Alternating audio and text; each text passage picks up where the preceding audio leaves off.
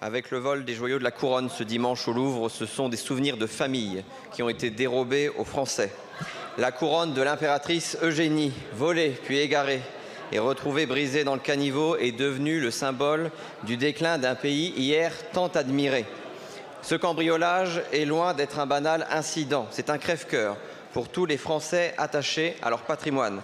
Et c'est une honte pour notre pays, incapable d'assurer la sécurité du plus grand musée du monde. Un monte-charge et une disqueuse auront en effet suffi à réaliser le casse du siècle. Bien des questions se posent donc sur la sécurité de nos musées et de notre patrimoine. Ce d'autant plus que les alertes n'ont pas manqué.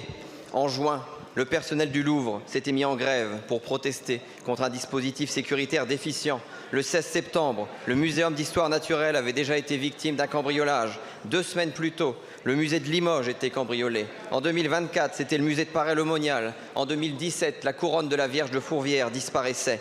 Tous les mois, partout dans notre pays, des églises sont cambriolées et vandalisées.